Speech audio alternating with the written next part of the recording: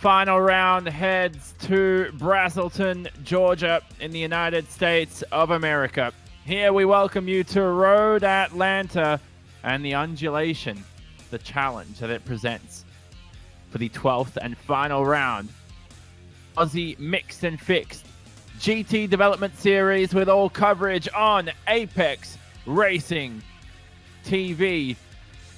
What a season it's been. There are the track details up on screen. Daniel Leet is alongside me in the commentary booth. Scott Newton behind the scenes in production. The track details up on screen. Daniel, of course, like we just said, it's a 4-kilometer circuit, 2.5 miles, of course, clockwise in nature. But the elevation around Road Atlanta is the talking point whenever we head here. It's a narrow circuit, the first sector ever challenging 32 meters from the highest point to the bottom.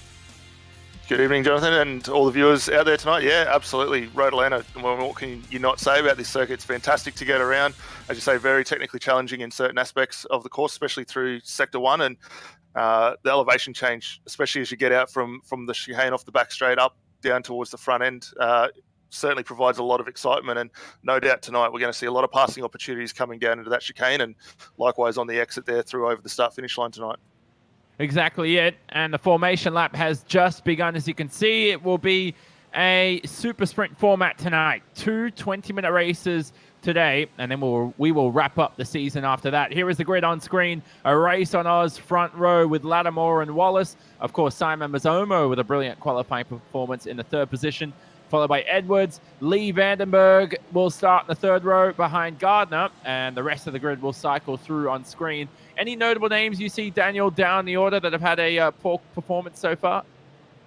Look, a couple of names we need to keep an eye on traditionally throughout the series. Adam Gardner for the Mark 1 Esports team in the BMW, starting out as 6th tonight. Rob Harris, another one who's been in the car a fair bit this championship, probably a little further down where he likes, down in 16th there. But the guys up the front for Race on Oz, I mean, what can we not say about them? They're up there every week in, week out, and doing a fantastic job in those cars. Likewise in the GT3 field, Sean Thompson, a new entrant in there, starting off provisional pole in that class, but Matt Allison and Damon Mulqueen not too far behind him either. Exactly. 2 classes of cars. If you're joining us for the first time in the AMF GT Development Series, welcome. And of course, we have our GTE field and of course the GT3s. Likewise, like you see in GT racing. The drivers are heading through the middle part of the lap through 7 and 8. The ever difficult double apex right-hander. And then this is your best overtaking opportunity, Daniel, into the downhill braking zone to turn 10. Yeah, turn 10's probably the best spot on here to get a pass done. If you can set it up nicely through turn 6 and 7, as you mentioned there, and get that great run down the back straight, there's certainly plenty of opportunities. And I think we're going to see it tonight, especially when the GTEs start to come around the back of the GT3 field. That's going to be where a lot of overtaking is going to be done. It's very tricky to probably try and get it done through turns 1, 3, all the way down through to turn 5 there through the S's. But turn 10 and the run up the hill is certainly going to be the best opportunity. Certainly will be. This is turn 10 here. Ironically, at any circuit in the United States of America, they add letters to their corner names, and it just shuffles it, doesn't it, for us in the commentary booth? Our mind is all over the place. This is 10A, and then 10B is the exit. But nevertheless, what's focused on the drivers' minds now is the green flag that will wave. They floor it. We go green for our first super sprint race of the day. Yeah, fantastic getaway from all cars in the GTE field. GT3 now working their way through over the start-finish line, and everyone looking to get away now here, nice and clear. Yeah, and this is where it's going to bottleneck, isn't it, into the first few corners. This is the blind corner into turn 3 that the GTE drivers head through. This is your GT3 field. Matt Allison into P1, and a brilliant start from him, of course. He should make a step up into GTEs next season if he can prove his worth this race, but a bit tail happy there on the exit. Absolutely, but doing a very good job, able to get that car back in line, and looking for the repeat from last week out, taking the win, and at Road America he'll want to do the same here tonight at Road Atlanta. So we'll keep an eye on that. Mulqueen settles into 2nd. Tyler Bowen, a name we haven't seen for quite a few rounds, finds his way up into 3rd there, and he's coming along quite strongly now. Listed as a privateer is Tyler Bowen, so whether or not that's we'll confirm that afterwards, of course. If he is, somebody's going to pick him up if he can maintain this good result so far. It's still early days, still 19 minutes remaining. They scream down towards this downhill braking zone into turn 10. Look at the difference in elevation in the braking zone, and look at the GT3s. They've already caught the rear ends of your GTE field. Yeah, and the guys at the back of the field, I'm just trying to get a name as they shuffle through, but the GT3s working their way through. I think that's Chris Whitaker there, so a little unfortunate for him. He had a strong result out last weekend, so he'll want to make amends for this. It looks like some issues going on into turn 1 there. Yeah, certainly. That's a car stranded on the middle of the racetrack. That's Adrian Leachy. Adrian Leachy parked in the middle of the corner. And this is Chris Whitaker on screen in a battle with one of the drivers behind there. And one of the Ferraris, I believe. This is actually GTE drivers. I'm getting a bit confused with which cars are where in the field, Daniel. But this is what I was talking about. Your GT3 field, the start was... Oh, we see a car spun in the background, but the start today, Daniel, with GT3s was a lot quicker than usual. Definitely. I don't think that we had as much gap as we've seen traditionally out there between the class splits, and obviously there's been a little bit of headache going for some of the early guys out there in the field, so that's condensed this whole field up, and we're back with them all now. I do have a quick update on Tyler Bowen. He's actually racing for the JP Simsheds crew as well, so he was privateer earlier on in the piece and now finds himself in a pretty good little... So that's confirmed there for us. This is Chris Whitaker back on screen trying to make a move on Matt Farrer up ahead in the Porsche. And Matt Farrer right behind Dave Clements in the Mach 1 Esports car. So Clements as well fallen down the order, but some confirmation. Stephen Lattimore in the first position for GTEs here, Daniel. If he finishes 14th or above in both races here this afternoon, or this evening, I should say, champion for your GTE field. One that will be remembered for a while. Absolutely, and he's put he's put every foot right this whole season. Like I say, took the win last week out, and in the prime spot right now, currently leading the race over his teammate there, and in the best spot to actually get this one done. But we still have another race to go at the end of this. 17 minutes still remaining in race 1, and then they reset and do it all again for a further 20. Exactly. And I mean, we've seen many good races, haven't we, in the super sprint format this season, and we could be looking to see another one here yet again, as Craig Edwards is all over the rear end of the race on Oscar of Lattimore. Look at Wallace though, who's fallen down to 4th in the Ferrari.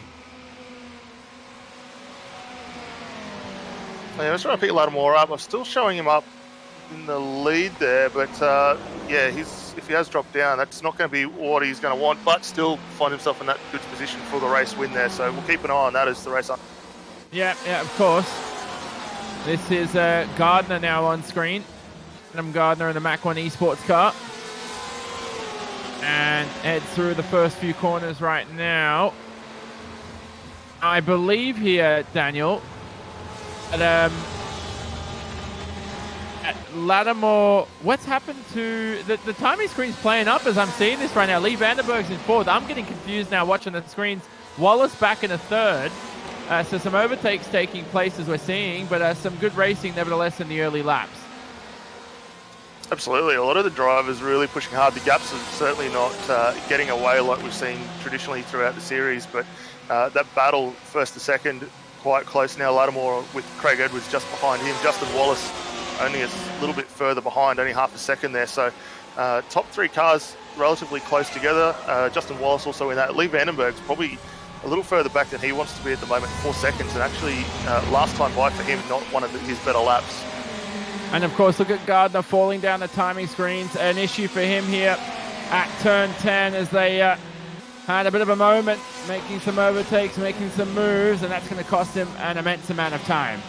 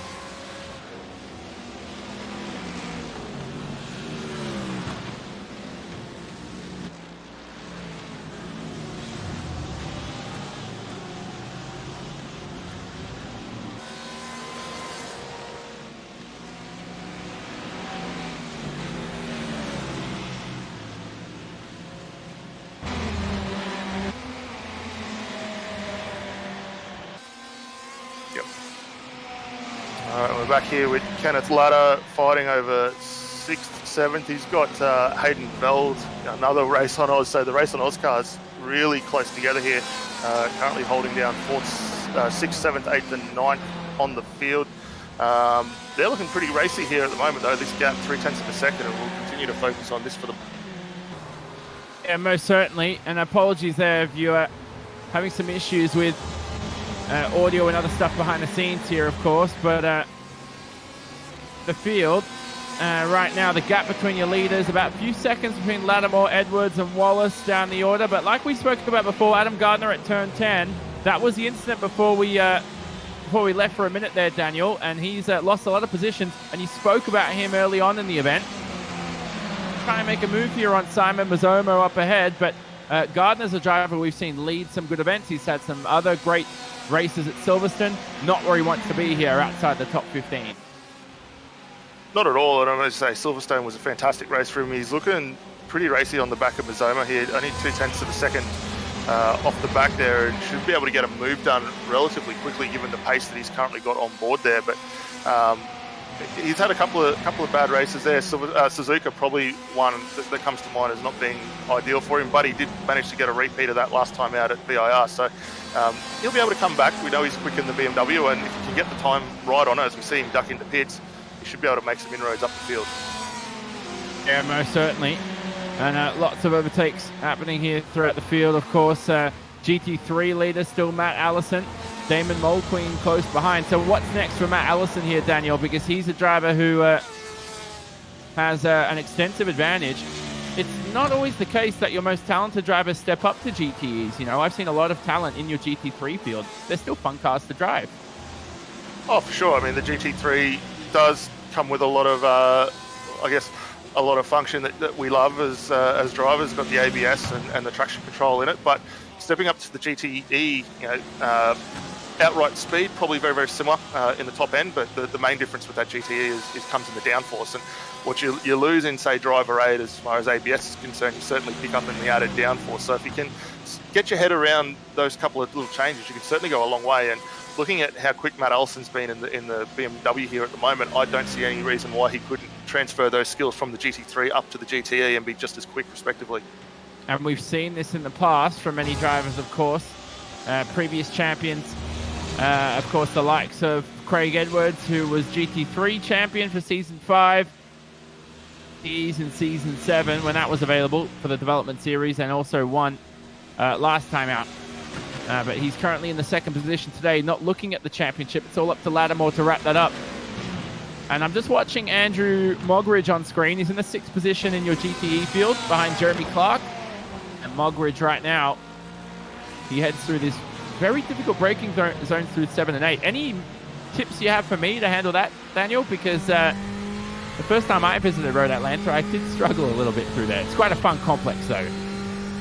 Absolutely. I mean, it's a complex that suckers you in a little bit through the initial part of turn 6 there. You've got to get the car braked and up there, and it's very easy to overrun through 7 as we just see the guys making their way past some GT3 traffic there. If you can get both those corners right and you can get use the banking as you turn it in, the car feels fantastic. The hard part is getting the brakes, getting it stopped into turn 7 there and not locking it and running wide. So if you're able to get those two corners, you can set up for a fantastic run down through 8-9 on the back straight and get a move done down into the chicane there. As we see Mogridge down the inside here, that's a great strong move into turn 1. And he couldn't pull the move off, though. It's almost impossible to go alongside another driver there. And that's just one of your GT3s getting lapped here. Tim Mulford, of course, 37th overall this afternoon. But have a look at Kenneth Ladder now in the Ferrari. He's joined the fray, and he's hopefully ready to his elbows out and make a move here on Mogridge, because Mogridge isn't getting a move on, and I think Ladder wants to do so. And being teammates, probably going to be an easy one for him to get the switcheroo done here and change positions. The one I am surprised with, though, is Jeremy Clark in that Riot Racing Porsche there. The Porsche certainly going to have the better drive out of turn 7 and turn 10B there, so he should be able to hold a little bit of an advantage. And while the two behind him start scrapping for position, as we see a move down into the start of the chicane there, that will only help aid him and get further up on these two. And Mogridge is late on the brakes, isn't he? And I tell you what, if he keeps this position, he deserves it. Defending like that with confidence. You don't want to turn in too early into turn 10 through the left-hander. You can pick up an off-track, but nevertheless here, we head through yet another time, and we'll have to form up through this beautiful turn 1 complex. So the Ferrari, if it doesn't have the best of drive out of corners, where are the Ferrari's advantages? Well, the Ferrari's always been quick in a straight line, similar to probably the BMW with the higher horsepower. We see a couple more GTEs getting out of the way. It's very slippery car, so certainly if he can get the run off turn 7, if he's able to carry a little bit more mid-corner speed and get that run, he should be able to do it with the top-end advantage. But having said that, if we see Clark being a little bit creative here and maybe try and back up those corners, it's only going to help him out and get away. So it's a little bit of a cat and mouse game where you want to throw it down the inside or not, but certainly take nothing away from that Ferrari. Very quick in a straight line, and we know how good the race on Auscars can be with that car. And look at the lead for your GTEs. Edwards made a move there on Lattimore up the inside of turn 10. Lattimore, though, robust mid-corner. Carried a lot of speed through turn 10. It's very wide. It actually deceives you. There's a lot of space for 2 cars through the corners. Oh, don't do that, Craig. And he, thinks better of it. There's a reason why he's a 2-time champion in AMF. And he'll have to form up yet another time. But it looks like at this stage, I'm not sure if he's saved tires or if he just has the better race pace. It's a very short event, these super sprint format races. But, hey, if you're going to make that move, you've got to make it now. Oh, sure. And, I mean, these guys are no stranger to going toe-to-toe with each other. Both very respectful in the way they get around it. We see Edwards trying to go down the inside here. He's got the run, so it looks like he might be able to close it. And you'll see him take the lead, but let's see what happens here with Lattimore trying to get the crisscross done. Maybe not close enough there, and he'll set himself up with the draft now on the back of Edwards. That was an abysmal exit by Lattimore. No, he's looking forward to a championship, but he could have definitely faster and traversed his way a lot faster across this main stretch. As a result, he's going to be an immense amount of time now behind Edwards, who's now claimed the first position, and if he can get turn 10 correct, should lead his first laps of the race. How about Lee Vandenberg and Justin Wallace here into turn 10? They're alongside each other for the final podium position for race 1. And that's some brilliant racing. Like I said, Daniel, 2 wide through there is more than possible. Yeah, 2 wides were exactly where you want to be, and great run down around the outside there for Wallace. The BMW probably would have favoured having a slightly wider, more open entry in the final corner there, but these guys now settle down and re-go. But this little fight here for 3rd and 4th is probably going to shape up for a fair while. They've got themselves a nice gap now over Clark. It's like Mogridge has actually got past ladder as well, so we didn't see that move on camera there, but the positions have changed all up and down this field at the moment. And very cold track temps, 21 degrees Celsius on the track. It's only 20 degrees ambient, so 7:40 p.m. This race was a 45-minute event. I think the sunset, this track would get very dark by the end of the day. So good to know that this race will be wrapping up in about 5 or 6 minutes time. But nevertheless, though, that's going to help these drivers just keep the car on the roads a little bit better. Definitely, and with the way the guys probably set up the car, obviously still being fixed series, it's probably aimed for more grip than longevity of the tyres. So they'll be wanting to get the most out of it that they can, and we're seeing that now. The lap times from all the drivers right now down in the 115s for the top 6 drivers down to Mogridge there. So still fantastic times coming through. We've got a battle here with Dave Clement, the Mark 1 Esports car, down the inside with is that Ben Faulkner? Actually, Rob Harris involved in this one as well. Rob Harris now up ahead, and Clement's made that. Clement's up ahead. Clement's made that move on Rob Harris. And 10 in this race. Pat Gallo follows closely in another Mac 1 Esports car. But what do you think about that? Do you think for a GT development series, it should be open setup? Because that will also help drivers develop their setup skills. It does, but having said that, if you're new to the series, new to the cars, coming in with a fixed setup and is always a good place to start. Focus just on getting the driving style down, and we've seen guys here with a lot of skill in these cars. So we can see Dave Clement run wide there, and actually Rob Harris gets the move done. It's a great way just to hone the skills and get familiar with what you can do. And if you jump in a few different cars, they all handle differently, and it saves getting your head around that setup portion. And this is a scrap for your final positions in the top 10. Hello, looking to pass his teammate here of Dave Clements after an error at turn 5. One of the most difficult corners out here on the racetrack. Even more challenging when I drove the F3 around here many months ago alongside his teammate. Oh, that was almost 3 wide into turn 10. And that was as a result of Simon Mazzomo having a peek up the inside of Pat Gallo. He could take both Mach 1 Esports cars here too with that aggressive move. Yeah, fantastic run there from Mazzomo. He's going to get a job done here on Dave Clement as well. And Porsche looking very, very well. The 3 wide into turn 10, not something we see here. Oh, that's a brilliant drive around the outside there by Dave Clements, and he will retain that position. Let's have a look at this until turn 5, though. Let's have a listen as we see a car stranded on the racetrack.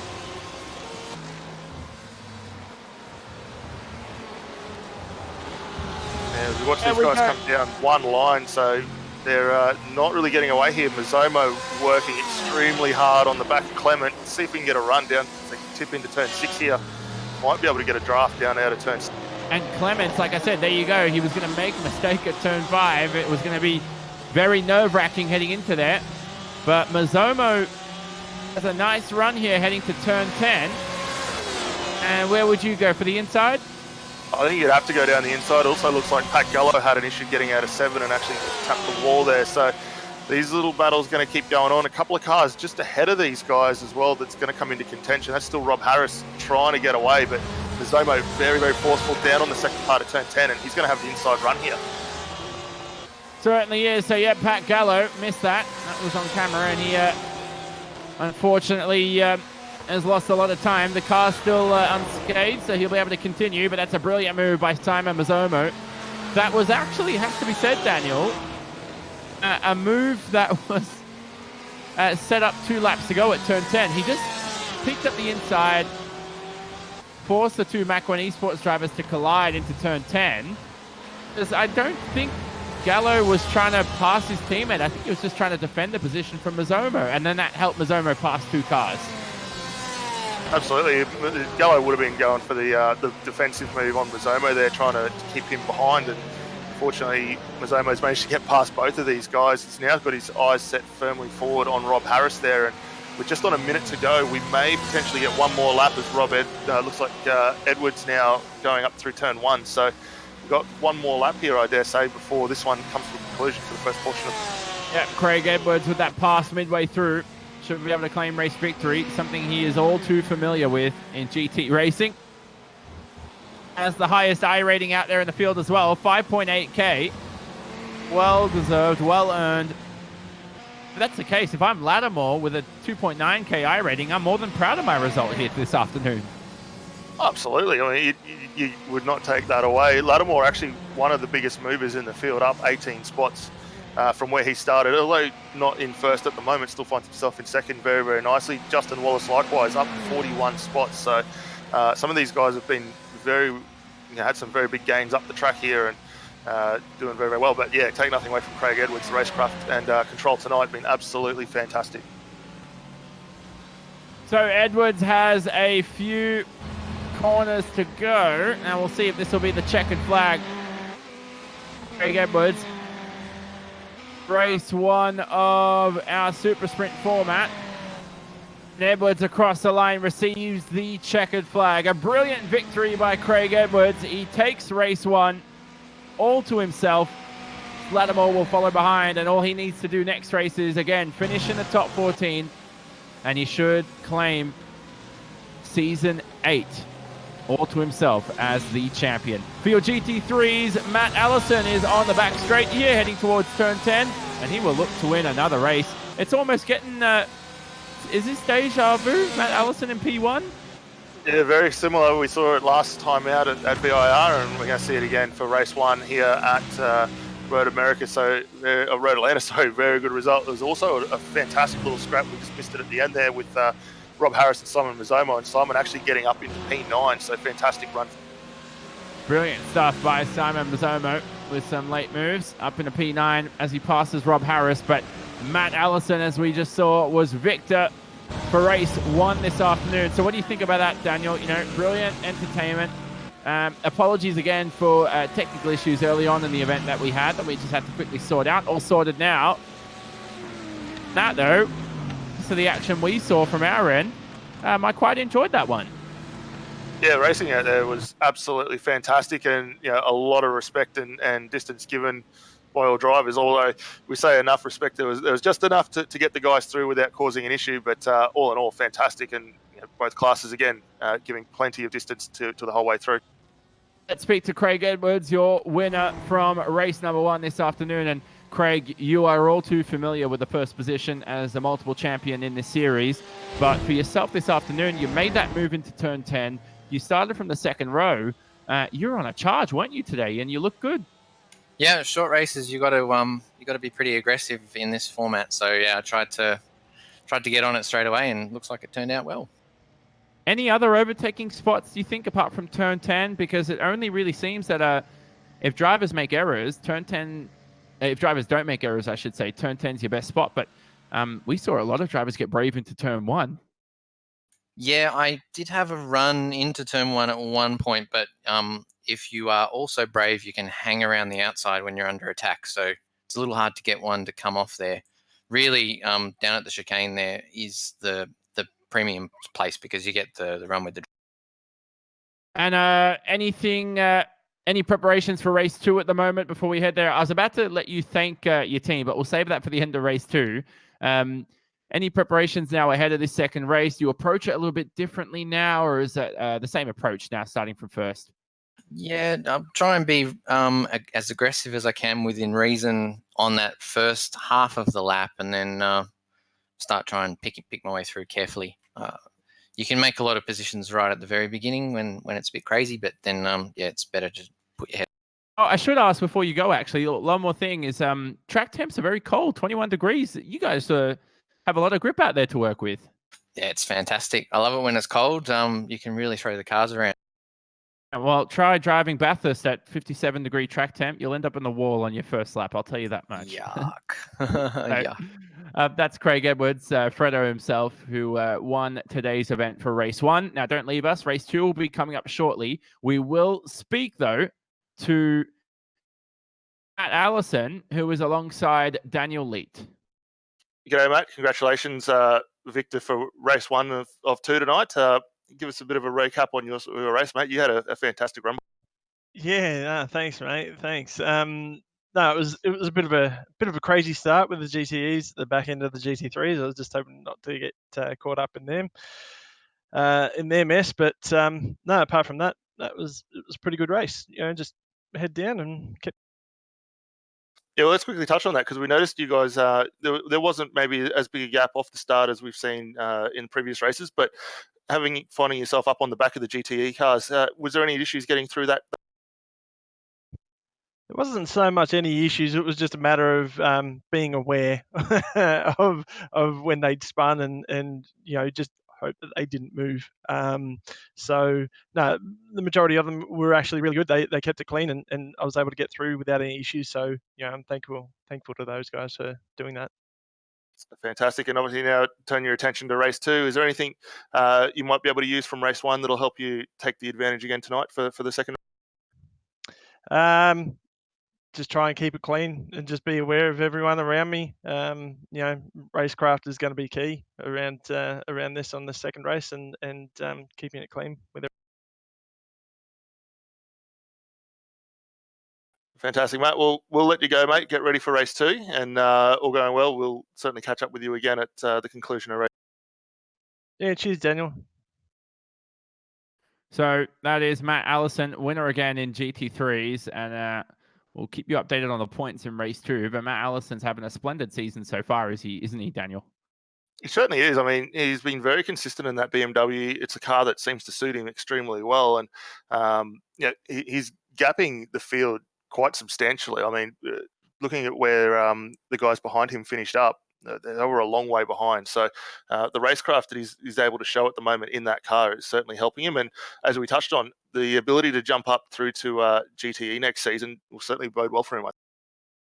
So here are your final race results on screen. We did a little bit differently here today, but it was Craig Edwards in the first position, followed by Lattimore there. 2 Race on Ozcars, still on the podium though. Justin Wallace recovered back into 3rd after falling down to 4th earlier on.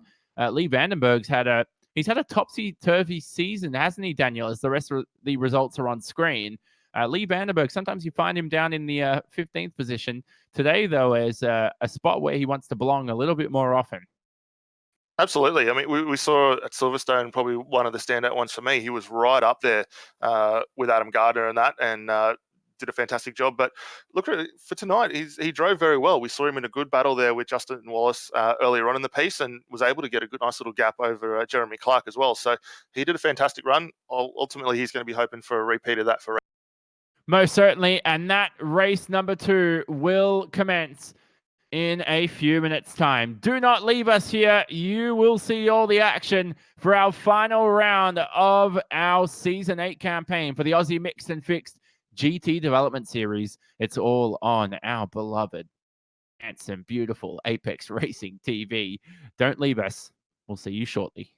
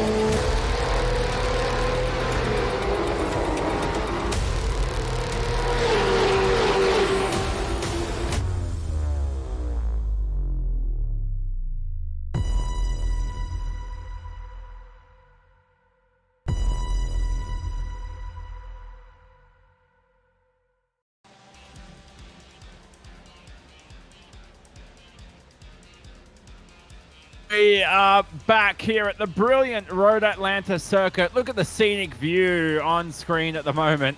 We're currently watching a few of the cars traverse through the forest of this circuit. Jonathan Simon in the commentary booth, Daniel Leet alongside me, our brilliant Scott Newton behind the scenes.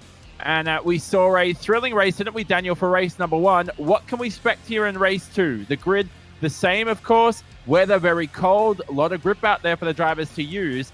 Action, no less. Yeah, the racing was absolutely fantastic in both categories tonight. And I think going from race 1 to race 2, we're going to see the exact same again for this next 20-minute sprint. Was having a look at a couple of the other streams currently going around with this one, and the guys there had some fantastic results as well. So I think we can expect very, very much this. I'm hoping to see a little bit more action in GT3s. A lot of it happened down the order, not near the front, but we did see our front runners in GTEs battling it out for the race win, for the final podium positions. When you're a driver in that situation, Daniel, front running right now, it takes a different level of mentality to master those early positions. And you're someone who I'm sure is more than experienced with that. Do you ever feel nervous on the grid going into a race like this? Oh, for sure. I mean, I'm probably similar to a lot of the drivers out there, prefer to follow the car and understand where it's going rather than be out front and have someone observing me from behind. So if you can get in that spot and do very well, you can certainly make those moves, understand where you're stronger and weaker. But once you're out in front, it's a whole completely different mindset. You really got to keep the eyes out of the mirrors looking backwards and just focus on forward, hitting those apexes and braking markers and getting through lap after lap. But with these guys here, we know they're consistent, they're strong at what they do, and look at the lap times we saw all the way through. Craig Edwards, I don't think, dipped out of the 1 minute 15 the entire race. So for the guys that have got that mentality about them, they certainly can go a long way here. Most certainly. The race session is about to tick to 0. Practice session, I should say. We're about to flick over to the race anytime soon. We'll have another formation lap, and we'll look at our grid for today's final 20-minute event this evening, and of course, the final event for our season. The grid up on screen any moment now, and there it is. It'll be Andrew Lang starting from the first position. Stephen Davis followed behind in second. The rest of the grid will be there on screen, of course. Mitchell down in 8th, Gallo in 5th. Reverse grid order, of course, this time round. And it's definitely going to spice up the action.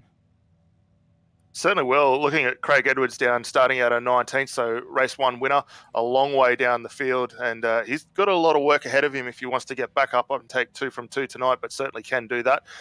Likewise, in the GT3 field, we've got some swaps there. Matt Allison dropping down to 8th in class. Nick Sanfilippo and Thomas Wilkich will lead the GT3 field away tonight. So it'll be interesting to see Matt coming through the field. Likewise, Craig Edwards and Steve Lattimore. I'd like to see if how Matt Allison handles this. Like you said, there's the rest of the order up on screen. Formation lap will begin. This time out, I just want to have a look and see whether or not the GT3 field remains close to our first class, because last time out, they began the race. I mean, we almost missed the start of GT3s. They began that quickly.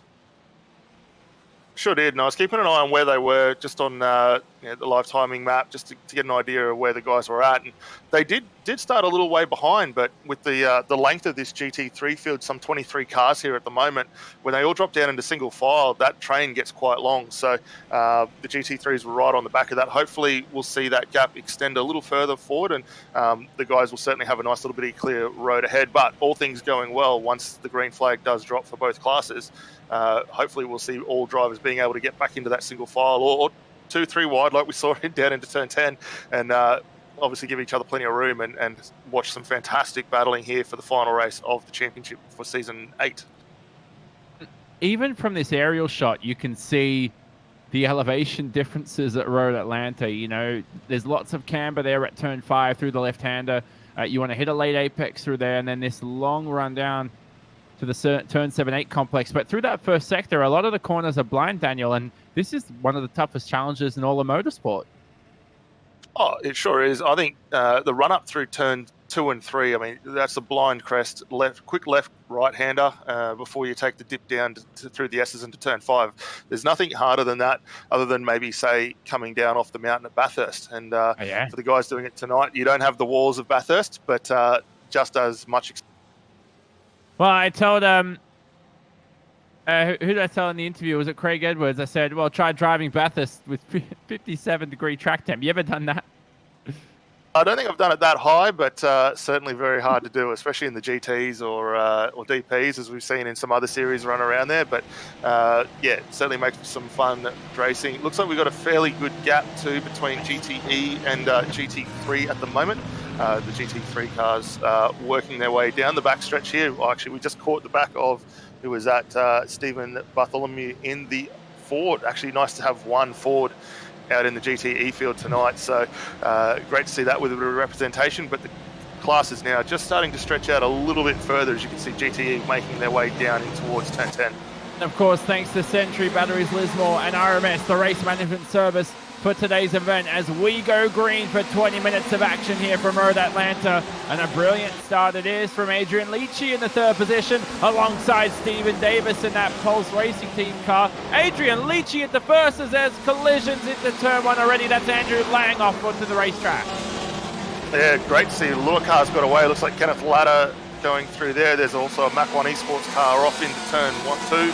But looks like everyone else able to avoid that pretty well. Adam got a fantastic run down through the inside, and he's getting on with it. And yeah, sorry to cut you off there. There was one car through turn 3 here. That's Damon Mulqueen. Damon Mulqueen trying to make his way up through the order. He was the car turned around, I believe, through turn 2. Yeah, I didn't quite catch who it was. To me, it looked like it might have been a Mercedes, but we'll keep an eye on that and see how he goes. But Mulqueen back in it, finds himself up 12th in class. Also seeing it looks like Matt Allison. Is he out? He's a long way. So something's gone wrong for Matt Allison, and we'll give you news on that as soon as we can find it, of course. Ryan Kolstad behind in race control will certainly be looking at any incidents there that occurred on the first lap, and there were many. And look at him still slicing and dicing on this back straight. This is Damon Mulqueen, who has his best opportunity to win an event this afternoon, because his title rival in Allison is out of the event early. Oh, it sure does, but looks like he's struggling just a little bit. He finds himself up in 11th at the moment. Who's he got alongside him? That's Scotty Gamble in the Audi just ahead there. So we'll keep an eye and see if he can make his way through, but currently sitting 10th in class. Nick Filippo starting to stretch a little bit of a gap at the moment in GT3, sorry. He's got himself, it looks like about 0.2 of a second lead now over Simon Gillespie. Exactly. Gillespie's there behind, second in, of course, your GT3 class. 2 classes of cars out here today. Your blue is identifies your GT3s. And Sal Galenti there's him. Was that Galenti making a mistake through turn 5? No, driver's behind. Yeah, I didn't see who that was, but no, he's sitting pretty strong there in the moment. Just seeing word come through too for Matt Allison's dropout. He unfortunately had internet issues before the start of race 2 here tonight, so bitterly disappointing for him not being able to go back to back. But we've got Damon Stockton up on screen at the moment, trying to get a run down the inside on who is that? He's going through on one of the Audis there, so he's got the pace wound up in that Mercedes at the moment. Yeah, brilliant stuff from him as they go alongside each other into this wonderful turn 10 complex at Road Atlanta. You can see the camera on the inside there on the exit, which always helps. Have a look at your leaders though here. Lenti still in the lead here. Stockton, Sanfilippo's had a spin, I think. Sanfilippo's dropped down to 6 here in your GT3s. Yeah, I've got a feeling he's got some damage on that car as well, because it was crabbing badly out of turn 12 there, so not sure what has happened to him, but if he has clipped the wall, he's got a long way back to try and get some repairs, and I think that'll put paid to his second race. Now, unfortunate for Nick Sanfilippo in that Mercedes. He'll have to continue away. He's still in 6th position, so still in with an opportunity here, while Damon Mulqueen actually promotes himself to the top 10, right behind Scott Gamble. Let's look at your GTE order, because Adrian Leachy up ahead. He has, I was about to say, has a comfortable advantage, but it doesn't look like it. How about Adam Gardner in that 2nd position? Had an abysmal race 1, but this afternoon in race 2, after that Brilliant starting position, obviously, with our reverse grid order. Has an opportunity here to take a race win if he can get past Leachy soon enough.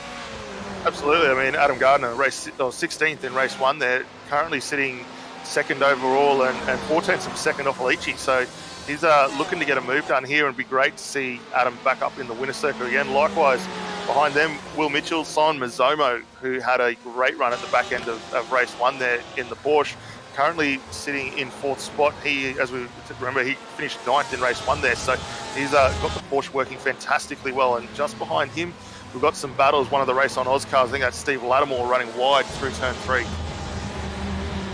Yeah, and that's not good for Stephen Lattimore. He's only into 12th, and he's still got one hand on that championship trophy, but right now, he just wants to cement his chances.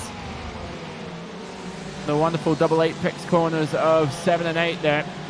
You almost want to throw the car in the 7, and then 8 is the big braking zone. That's the way I see it. Yeah, well, if you can get it through, well, I mean, we've got to go back a couple, because actually turn 6 where you're dropping into it, and that's the first part of that double-hander. If you can get that right, where, as you say, you do want to run in hard, get the braking done extremely well for 7. 8's a little weird one. There's a little kink left on the back straight there, so I don't know why we call it turn 8, but that's how they've labelled it over in the States there.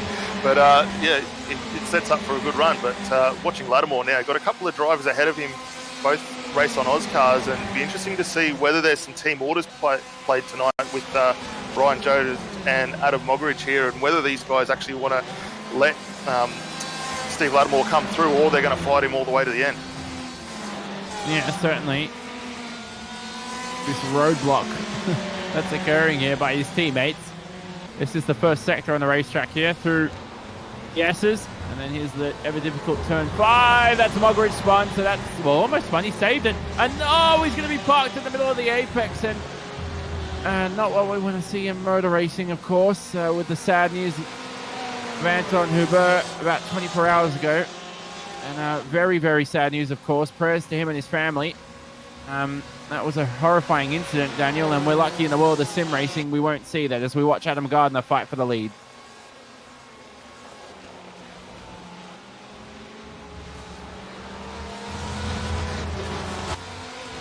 Gardner close enough here. Getting into turn 1. And going to begin another lap. He just can't seem to dispose of Leachy up ahead. Yeah, you're doing a great job there, Leach, but Gardner likewise hunting him down. Mitchell closing in on the back of this little group, and look who's coming up 4th out there, Simon Mazzomo. So the guys up here doing very, very well. Mulqueen still further down the order, but yeah, this battle, top 4 in class, is really starting to heat up now, with only a second really covering all. Yeah, most certainly. Gardner has an opportunity here to claim the lead. If he can get a good run here, heading out of turn 7. This is the 6-7 complex. We're talking about it. I called it 7 and 8 earlier, Daniel, but you know what I meant. 6 and 7 is what I meant. Turn 8, I mean, this is turn 8 here. That's not even a corner. And this may not even be a pass for Adam Gardner. This may be a sail through. Covering the inside is Adrian up ahead. And Gardner here looking good for the lead. BMW fantastic down there in a straight line, but Lex going very hard under brakes there. Actually runs Adam a little wide through the second portion of that corner there, and retains the lead as the guys funnel their way down through turn 12 here. But you can throw a blanket over these 4 cars here, absolutely running nose to tail. So Gardner, he just can't seem to dispose of Lex up ahead. And this isn't an overtaking spot into turn 3. I remember, this is a great story, by the way, as we watch this battle for the lead of GTEs. I made my return to sim racing. I was at this racetrack. And I've been out of sim racing for many years, as we see one car stranded off the racetrack. And I'll finish that story in a second, because Gardner's got an opportunity here to claim P1. Have a look at the battles behind as well, with Mazzomo and Mitchell also slicing and dicing. 2 by 2 for the lead. You never see it unless you're at a Daytona. Not at all, and that's a fantastic run for all cars there. 2 by 2 going into the first part of that corner, and surprised we didn't have any bump and rub go through. Mazzomo probably a little bit smarter there, dropping to the back there, but fantastic move for Gardner. I did also see some issues at the start of the lap for Rob Harris as well. He dropped out of what was 5th place, finds himself down in 17th now. So guys are back 2 by 2 again, and they're almost trying to take a boarding for the Noah's Ark. Yeah, certainly are. And that's Gardner, though, into 4th with a mistake there at turn number 10. Oh, he's made a mockery of passing Adrian here for the lead, and going to remain in that position yet another time. Mitchell follows closely. So does Mazzomo, but Gardner's got an opportunity here. You've got to say, Daniel, to join the group again. 3 cars this time out for P number 1. And that's not a hard task for him to do. The other one you got to keep an eye on, right, hunting behind this little group here. Who is it? Craig Edwards, race 1 winner, closing in as well. So while these guys are scrapping, they'll get this done. But I think Gardner, as we see now, closed up on the back of them as a result of this scrap. But I think this fight's going to turn into a 5-way scrap, maybe 6-way scrap with Gallo as well. Not too far behind. Mitchell in that Pulse Racing Team car. Looking good here. I'll tell you what, though, Simon Mazzomo in the FT1 Motorsport car looking better. How is that Porsche going to get past? It's twin up ahead here. Different teams, of course, same car. The RSR. Possible move here. Who's going to go for what sport on the racetrack right now? There's a move for the lead by William Mitchell. He's got the move done. Oh, that came out of nowhere. I didn't expect that as they exited turn 7. No, that was a very commanding move there. Fantastic run there from Mitchell. Threw it down late. It looks like Mazzomo was attempting the same move there, not able to get it done. But let's keep an eye now. Mazzomo on the back elect, trying to get through. And we're now into a 5-way battle as Craig Edwards jumps in on the back of this one. So let's keep an eye on these guys here as they keep going. Mitchell getting a little bit of an advantage, though, 0.5 of a second after. Well, the bets are on. Who's going to win in your top 8 this afternoon in the GTEs? Lattimore not even close to race victory. It looks like he's out of the question. We see Mitchell on the top step of the podium with that move. They head in towards this cambered turn 6. So fun. This racetrack is so fun to drive. All over the rear end of the zone up ahead. What do you see? Oh, it's a great track to run, and I think racing evidently showing that in the background. I actually want to put the question to the guys in the viewer poll on YouTube. Who do they think is going to get the win tonight here? Because with racing we're seeing, we're still another 9 minutes to go. Absolutely fantastic for a scene. It certainly is. I love Road Atlanta. Every time you race here too in official series, this is Bales right close for Galenti for the lead in GT3s. This could be a move, actually, but every time you race here in official series, there always seems to be high participation. Bales, though, looks like he could make a move for P number 1 in the GT3 field, but Galenti has some good straight line speed. Yeah, both Mercedes very, very strong down here, and they've been strong in the official series as well, but Galenti, they're able to keep the position there as they go deep into brakes. We actually might see the reverse through the second portion of that corner, and Bales actually gets up ahead in the WPS car, so he's working extremely well here. Galenti drops back into second place. That's probably the smart move. It's pretty much a single line here in turn 12, and these guys actually getting themselves a nice little gap, 2 seconds over Scotty Gamble in the Audi. Dave Stockton just behind them as well. So first, second, third, not too far away. Scotty Gamble, a little bit of work to do if he wants to get up in that fight as well. And when Galenti was leading, for just a short span of time, you had 2 Pulse Racing Team cars leading both classes out here today, with William Mitchell up in first for the GTEs. Well, that battle continues nevertheless. Pulse Racing Team cars sponsored by Century Batteries Lismore. Don't forget, series sponsor this afternoon. That is a dive bomb and a half by Adam Gardner. And he's on a nice little recovery drive right now for P number 1. Where did he pull that from? That he had Craig Edwards trying to get around him, and he gets the move. Oh, no. Sorry to interrupt there. And that is Gardner into the concrete barriers. Mazzomo trying to bump draft him as they were steering through the corner. That will be a penalty for sure. Well, it looks like he's going to get a drive, though, I think, as a result of that. So we'll keep an eye to see whether Mazzomo does pit that one in. But that's an unfortunate spot there with Gardner getting the run into 12. Mazzomo, likewise, a little better run. And as you see there, there's a bit of contact there. Spread this top 5 now wide. Certainly will. This is Pat Gallo now into the 4th position. Oh, Craig Edwards down into 3rd. Could he have a double race win this afternoon to his name? Have a look at Gallo right now, all over the rear end of Craig Edwards. And Gallo, no, excuse me, that's Gallo being passed by Benjamin Faulkner. I've got that wrong. Excuse me, they're Gallo in the Mach 1 Esports car. Up ahead, moves being made between Edwards and Lecht. Craig Edwards into the second position, Faulkner into fourth, 2x2 yet again. And a big wide move there from Gardner, not able to get it stopped in time, and that actually let Faulkner jump through on him, so Faulkner promoted fourth. Fantastic run there for the race on Auscars, and it wouldn't be a race if we didn't see those guys up towards the pointy end of the field, and they're going to start closing in towards the cars up front. Lex a little further up, sitting in third. Mitchell has got himself a bit of a gap now over Craig Edwards, 1.6 seconds, and that's going to help him as the guys in second and third continue their fight on. So we'll keep an eye on where those guys are. Wallace, Lattimore, still a little further down. Lattimore up now into 10th or 9th position now, and still with the teammates there. So Rayside Oz guys are still battling extremely hard here, and great to see that the team orders aren't being called into it at this point. Yeah, certainly. Well, might need to consider that. Here's Ladder Wallace, Lattimore, 7th, 8th, 9th, as you can see on screen. If they ever finish 1, 2, 3, you know what, Le Mans, when they do the formation finishes, is that to would they get Tool of the Year as a team if they do that? Do you think that's a good look? I reckon you got to go for it. Why not? It doesn't happen all the time, so you might as well take it. We better have a quick look down at GT3, because I think the battles are still going on there as well. But it's fantastic moves. Bales and Galenti, still fighting it out.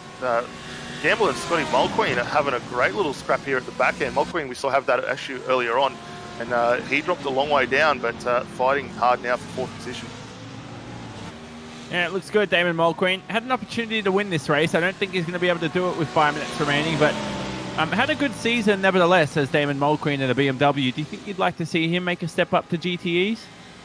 I think so. I think he'd relish the opportunity for that. Obviously, we said it earlier on with Matty Ellison, going to be a big change in mindset of driving, but I don't think any of the guys out here, I don't think they'd have any difficulty in moving on up through the cars and getting better and better. So look for that for next season, and I think hopefully at the end of this one, we might even, if we're lucky, maybe get a little sneak peek as to what's potentially coming for the next season. Yeah, well, do you want to have a guess? I'm really hoping they say, hey, you know what, we're becoming a TCR development series. That would be fun. Here's Mulqueen, though, all over the rear end. Scott Gamble. Scott Gamble, again, one of the few drivers who run the Audi. Would you ever run the Audi? I love the Audi. I've had some great wins in some other championships in that car. So I know for Scott, who's behind the camera, and myself, one that we do hold dear to ourselves. And sorry, I was wondering why one car, I think, took the wrong turn. You're supposed to turn left there at turn 5, whoever that was. You know, you can, I figured out one day in iRacing, you can turn right before turn 5 and then rejoin here on the back straight, and you receive a cut track, but you can do that on an outlap, I believe. I can't say I've ever tried it, but I've seen Atsay Kirchhoff do it. Yeah, I saw Atsay Kirchhoff do it. My story before, by the way. Yeah, when I returned to sim racing, Atsay Kirchhoff, Max Verstappen, Shane Van Gisbergen, online for 8 hours straight. I decided to join them and pretend I was in the same posse, but I wasn't. That's what I saw Atsay do it. Take that line. I'm pretty sure you receive like a 40-second slowdown penalty, but I need to confirm that. I think I'd sooner take the slightly longer run around and get the tyres up to temperature rather than a 40-second stop and hold on the track. That seems a little bit silly to me, but here we go. We've still got this battle with Mulqueen really starting to hassle over the back here of Scotty Gamble. Scott doing a fantastic job with that Audi, it must be said, though. He's holding himself high up in fourth position. They have fallen off a fair way, though, with Dave Stockton there, but they've got a little bit of lap traffic to contend with up here, so that could be a little bit of a saving grace for Mulqueen. And it's not often that you see GT3 drivers have to deal with lap traffic. Not at all, and I think with the size of the circuit here, it's probably a little more something that you'd have to deal with than what we see at the likes of, say, Silverstone or at Bathurst or Spa, but each their own. I'm sure the guys that have had some unfortunate issues, they will step sideways and let the guys continue on as we see them again. Just pulling out of the little battle, so that's Matterford coming through, I believe. So, yeah, the guys just pretty respectful there and not trying to get into the middle of the battles. They don't need to be there. Yeah, and this is still Mulqueen stuck behind Scott Gamble. He's unable to make a move here in the closing stages of this event, but it looks like Bales, with that move earlier on, has got one hand on the trophy for race victory in the GT3s. How about Edwards and Mitchell, though, for the lead in GTEs? I've just seen them swap positions. Craig Edwards into first. Yeah, it's a great run there. Actually, we got a spin there. Mitchell's going around. I think we caught that on the back of the camera there. That's unfortunate for him. He drops down. We'll see whether he's able to regain. But yeah, he's well down the order now. Finds himself dropping in behind Pat Gallo. So that's very unfortunate for him. Sitting in second spot, he was looking extremely racy at the back end of that race. But look who's up into first position now, Craig Edwards. And he's in probably the best spot to take the double header. Yeah, this will be the final lap. Craig Edwards, 2 race wins. Would you expect that in a reverse grid format? No, I wouldn't have suggested it, given how good the racing has been here tonight. But to have done it, that's an 18-spot gain in 20 minutes. He's had a fantastic run tonight. Obviously helped with a couple of guys having some issues, but take nothing away from him. It's been a solid. Edwards, though, has that's Thomas Wilkes up ahead. Thomas will be out of the way.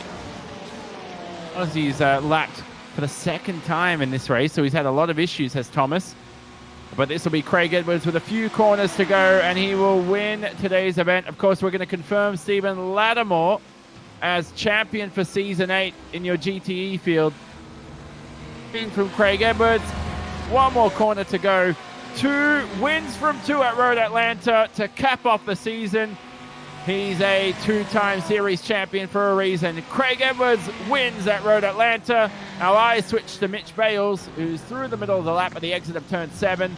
And with a clean end to his campaign here, should claim a valiant victory. Yeah, that was a fantastic finish to the race. I think unfortunate there for who do we have? The spinning Porsche there of Mitch Williams. He will be ruining what could have been a podium position here tonight, but fantastic run. We've got Mitch Bales closing through the final complex now, coming out of turn 10, about to drop over the hill for the last time, and he will take the race 2 victory tonight. Yeah, who knows where Matt Allison would have been without his technical troubles, but it's Mitch Bales who capitalizes in that Mercedes. And it was a brilliant event from him. Sal Galenti will be lamenting his second place finish after, of course, he led most of that second race. But again, the action in GTEs, didn't expect Craig Edwards to win that one, but we saw 8 drivers at one stage in contention for the win. Another good one this time out at Road Atlanta. This track always produces some good action. Oh, sure. The racing has been absolutely fantastic. No, I don't think anyone would have put it on. Well, I mean, you can't discount Craig Edwards regardless of what car he drives, GTE or GT3, HPD, whatever it is. He ran fantastic. I don't think anyone would have put him up there, though, for an 18-place gain in a 20-minute race, though. But, he's done fantastic. So let's have a look at your final race results shortly. We're still waiting for a few cars here. Good flag, but of course there they are up on screen. It is your Fusion Sim racing car of Craig Edwards, who takes victory. Adrian Lecht there in the second position on the podium. Brilliant podium for himself in this reverse grid second race this afternoon. Ben Faulkner for Race on Oz gets a Race on Oz car into the third position. You can see there on screen 4 Race on Oz cars from 7th to 10th, rounding out the top 10 with Ryan Jones down there in the 10th position. Simon Bazoma with issues ended up 14th. And Adam Gardner, of course, in the 16th position. This was Gardner's chance, wasn't it, here this afternoon, Daniel, to claim a win? Yeah, Gardner set himself up well, having started the reverse grid. I think his second place overall when he did start that, but unfortunately not a race for him that he will want to remember, and he'll now turn his attention forward to the new season. But he put up some fantastic races for what we did see, and always got to go back to Silverstone, how dominant he was there, and unfortunately just got away. Exactly. Let's have a look at your GT3 results. Mitch Bales. Hats off to you, mate. Didn't win by 3 seconds over Sal Galenti. Galenti, don't forget, led most of that event. But of course, with a late pass by Bales, he was able to claim that race victory. Stockton in third rounded out the podium with Gamble holding off Mole Queen in the closing stages. He was able to have the bragging rights over Damon to end the season here at Road Atlanta. A couple of other names throughout the field, of course. Down the order, who was your highest placed non-Aussie? Oh, that was Damon Mulqueen, excuse me, in the 5th position, a New Zealander. Don't get confused with the flags. Very, very similar flags. Even I struggle sometimes as an Aussie to tell the difference. But, of course, Damon Mulqueen there in 5th. Nick Sanfilippo ended up in 14th at the end of the day. And who knows where Matt Allison would have been had he taken the race start this afternoon. But we'll head to interviews. And Daniel, you will be speaking Edwards, who took out 2 race victories from 2 this afternoon. And he is stood alongside my co-colleague.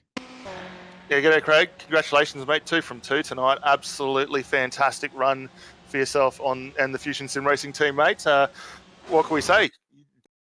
Well, I didn't think I was going to. Had, 19 cars to pass? Yeah, just over the moon. That was a really fun race. I'm super, super happy with that result. Yeah, well, let's hear about that because, I mean, with the reverse grid, we saw you starting down 19th spot for race 2. How did you find coming back through the field? It looked like it was a fantastic run for you. Obviously, coming up with about 5 minutes to go, you got yourself into a fantastic little scrap there. But the pre-work getting up that far, how did you find your way of cutting?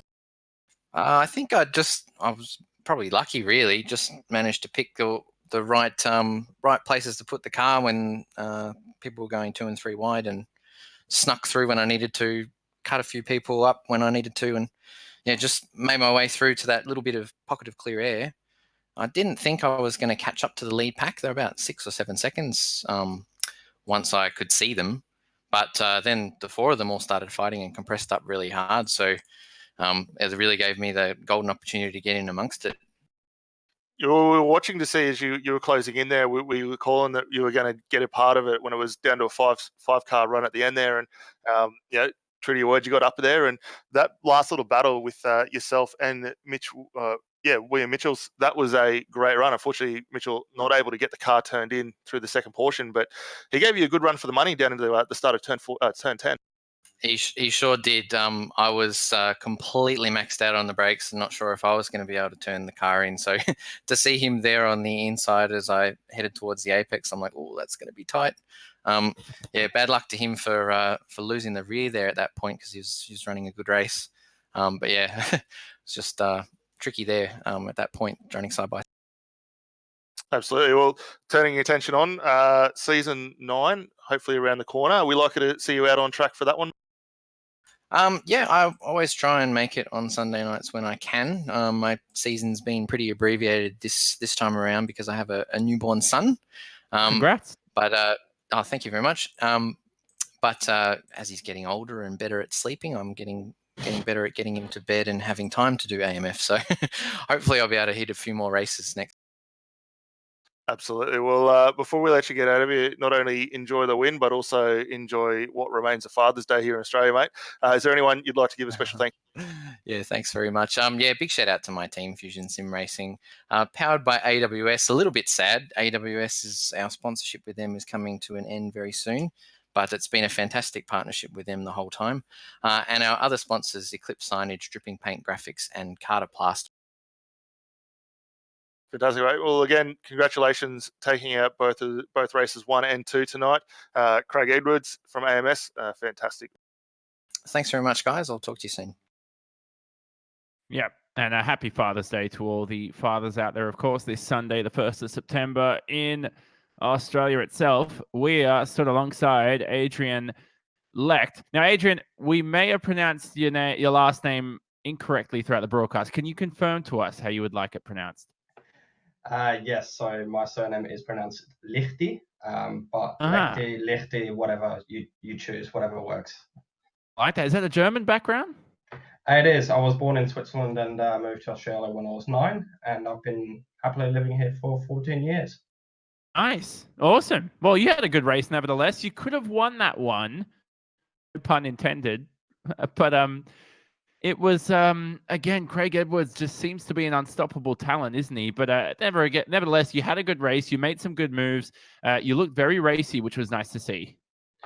Yeah, look, first race didn't go as planned. Yeah, that we'll put that one behind us. But then, second race started in third. I was quite fortunate in turn one that first and second took each other out. So from there, it was just head down and try and, get as far away as possible. Obviously, P2 and 3 came in quite quick, and then I wasn't gonna race them because I know they're gonna be quicker than me. But at the end of the day, this is a development series. I'm here to learn, and it was really good actually racing against people that are a lot better than me. So it was actually a really good experience, and I was really surprised to actually stay in first for that long. And then even when I went down into third, it was just still hit your marks, still hit your apexes, and just keep going. And then I was fortunate enough to get to P2.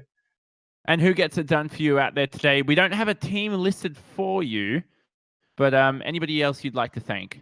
Just wanted to thank DPR Racing. I've been with them for a couple of months now, and they're a great bunch of guys, and they've just taken me on. Like, no matter how good or bad I was, they've taken me on, and they've really put me into the correct, like they've guided me in the correct way. And hats off to those guys because they've been really good to me. So that was Adrian Lechty. Did I get that right? Please tell me it was close. Fantastic. If you can keep going like that, mate, that'll be perfect. I have to get the KH in there in the pronunciation. I'm going to work on that behind the scenes. But that's Lechty there, who came home in the second position. Brilliant result from him in this reverse grid race for race 2. Daniel Lee, you're stood alongside Benjamin Faulkner, who ended up on the podium. Yeah, thanks, Jonathan. Congratulations, Ben. Fantastic run out there tonight, mate. Come home in third spot for Race on Oz, and I don't think it would be a race in the series tonight if we didn't see a Race on Oz car up there again. So congratulations. Yeah, thanks. Yeah, it's the first time in the podium. So yeah, it was great. Just great. For the car felt good, and I managed to keep clean. So. Yeah. Well, it was a fantastic run up, 9 spots from where you started, result of the reverse grid. How did you find coming back through the field? We know a couple of guys maybe got a little further up, but yeah, how was yours? Yeah, I mean, that was the best the car felt all week, basically, in that track. I just, for some reason I got locked in. And yeah, it's probably the only time I've been really in the zone with it. So it was, I just managed to pick a couple off with overtakes, and I think the rest were either just issues or spins or getting tied up with each other. And, yeah. Yeah, well, the lap times looked very, very consistent from what we saw. And was there any help with the team going through for the second race, helping you manage your way through that traffic, or were you kind of running it a bit solo? Well, I mean, I think I was the start or the first two of our guys, so I was kind of leading it. I gave up one spot at the start and then managed to get that back, and then I was pretty much just cruising from there. Yeah. Fantastic. Well, next season coming up, season 9, are we likely to see you back in the car for a race or not? Absolutely, yeah. I'm here to stay, and just looking to try to improve, week in, week out, and stay out of trouble.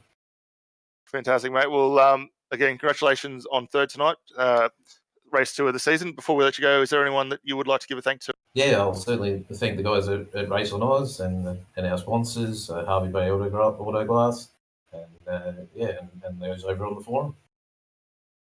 Fantastic, mate. Well, again, congratulations, and certainly look forward to catching you out there for season 9 next time. Thank you very much. So that was Benjamin Faulkner on the podium. Final driver to speak to today. We will have a special interview after this, so stay tuned, of course. We'll keep that secret for the moment. But Sal Galenti, who came home second in your GT3 class. I'll tell you what, Sal, like I said in the broadcast, it was for you not to win, but now that I think about it, a pretty good result for yourself coming home in P2. I'm going to be glass half full about this.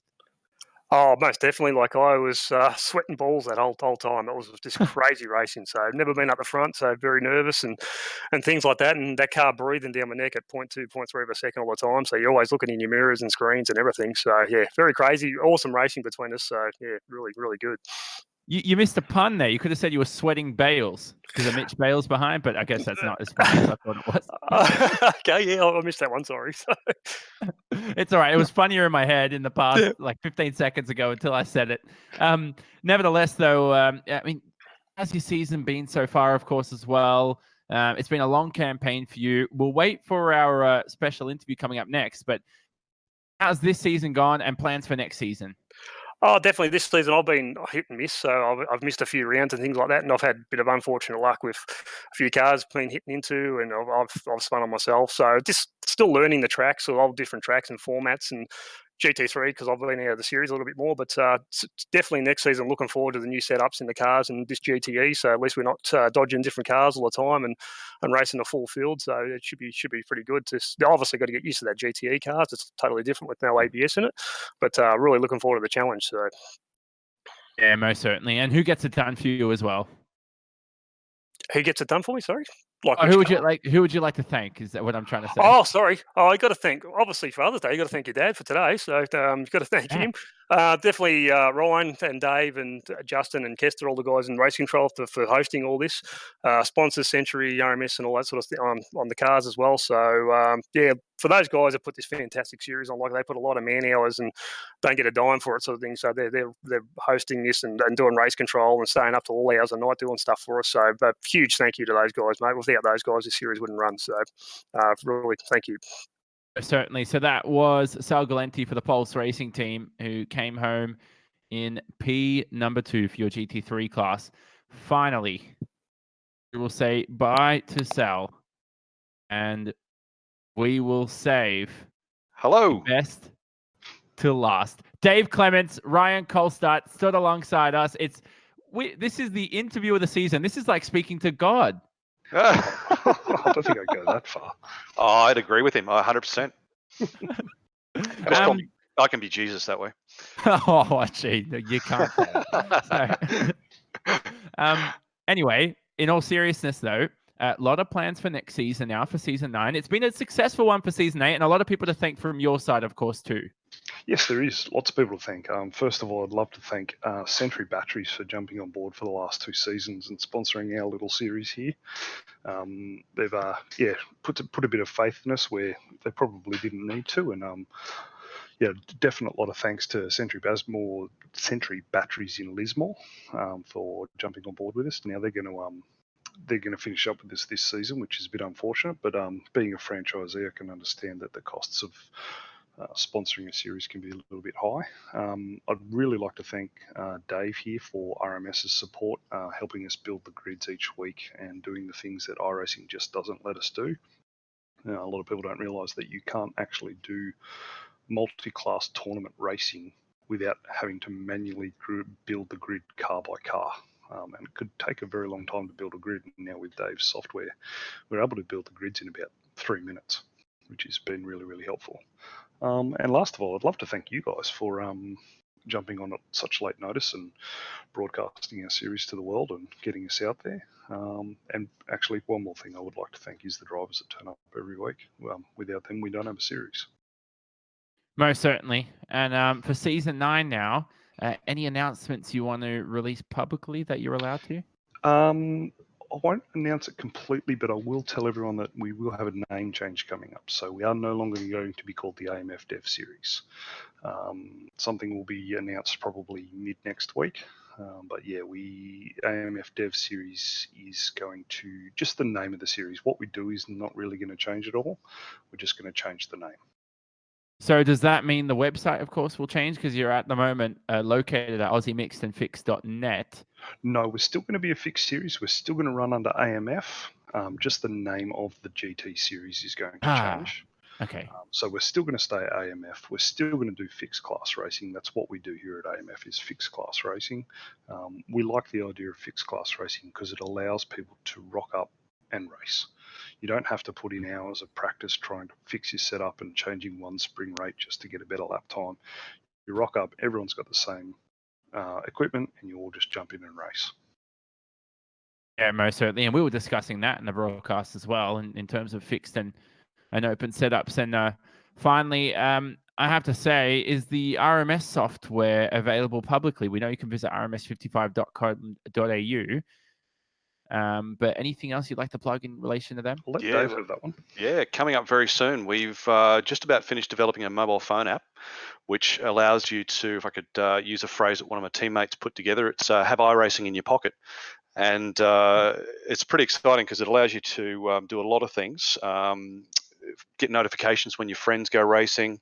Down the track, we're going to have social media notifications. All your results are right there, and all your friends' results as well. You can quickly grab the phone out of your pocket when you get a notification that somebody's had a race, and their results are right there ready for you.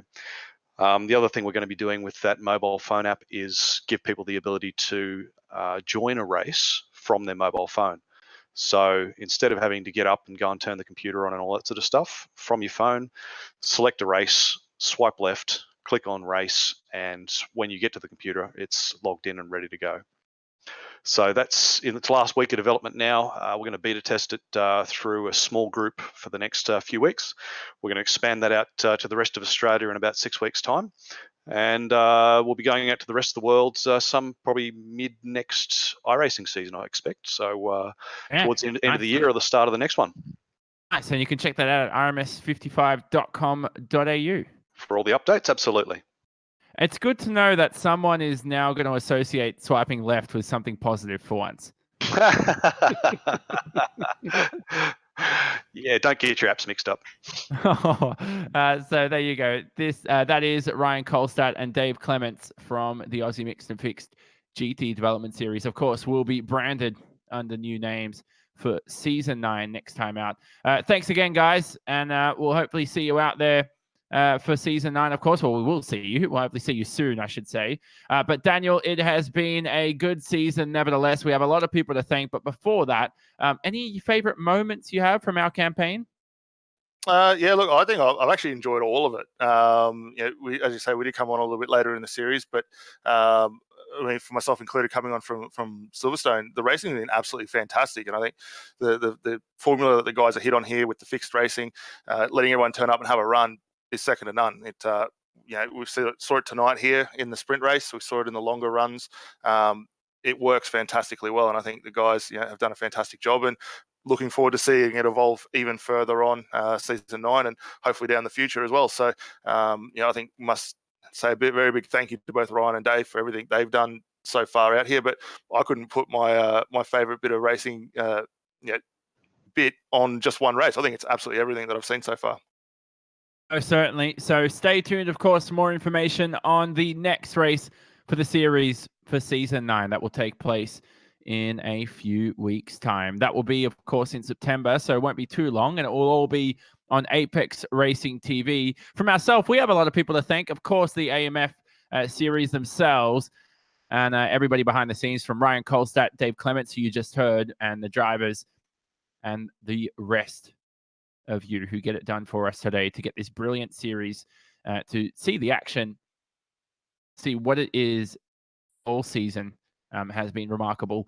From ourselves, Daniel Leitz joined me in the commentary booth for most of the season. Scott Newton, of course, as well. Sam Fitzpatrick was there as well earlier on for the opening rounds. And from myself, Jonathan Simon, this has been an Apex Racing TV presentation. Our Apex Racing TV crew has been phenomenal behind the scenes, always fixing issues that we have coming up sporadically, always making broadcasts as perfect as we can make them out to be. They are the best broadcasting team in sim racing. But finally, for the final time this season, we say so long from Road Atlanta. We will see you for Season 9 in a few weeks' time.